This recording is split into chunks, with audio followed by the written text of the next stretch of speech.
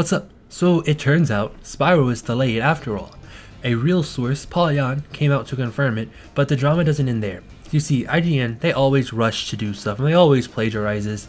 So they rushed and said that the game had bug fixes to fix. So as you know, IGN says it or reviews it, take it with a grain of salt. Over the last about 2 weeks, Toys for Bob employees have been coming out to say stuff about the game. The first was on 4chan, which we know now is true because basically what they said is what ended up happening.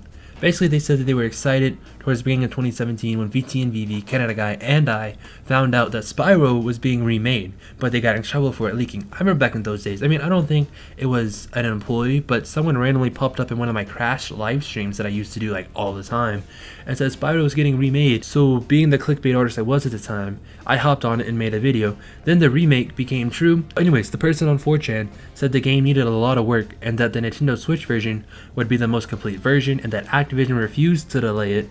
Now fast forward to last night and it was officially delayed. But this morning, Yong put out a video claiming that an employee told him that the game is delayed to work on the game being 100% physical and the game needing bugs and stuff worked out.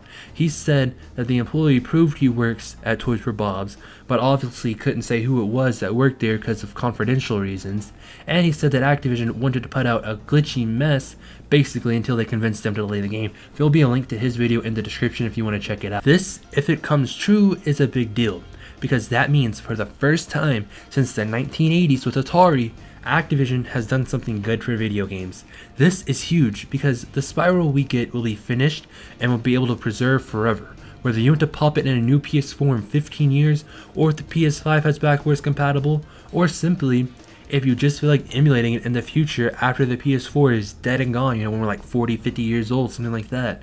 I am worried that Spyro releasing in November will be drowned. I mean, in September there was nothing but Spider-Man, and nobody really cares about that except for superhero fans, you know? It's not God of War or Zelda, so it wouldn't affect Spyro sales because people wouldn't be rushing out in the masses to buy it.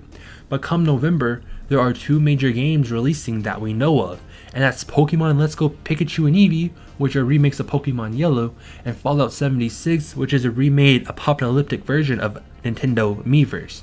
So Spyro may be drowned out, but on the bright side, it's time to cancel pre-orders because Black Friday is a week later and I am not paying $40 on the 13th just for the game to get marked down to $20 the next week for Black Friday and Cyber Monday. Did that last year, I was triggered, not putting myself through that again.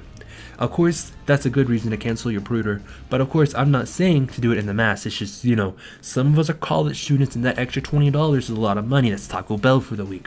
Or if you're in high school, $20 is like $100. So saving money is a noble reason to cancel your pre-order, but don't do it out of anger.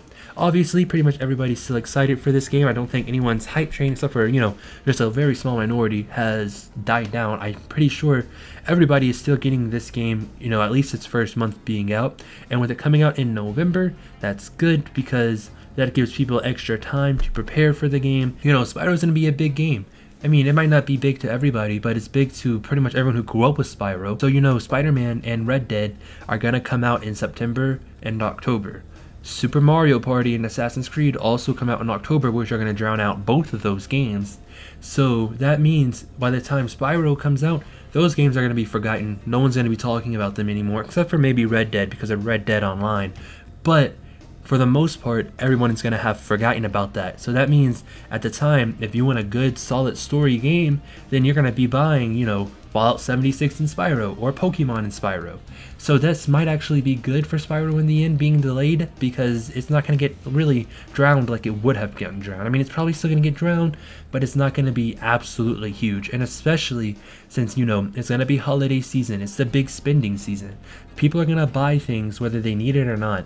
So they're going to walk up to the store shelf, they're going to see recently released section, and they're going to see Spyro. They're going to pick up Spyro like, oh my god, that's Spyro, that's a remade version of my childhood. I'm picking that up. It's going to be a big deal. But with that being said, this should be okay. My name's Truast. Don't forget to like, comment, subscribe, try not to die, and I'll see you in the next video.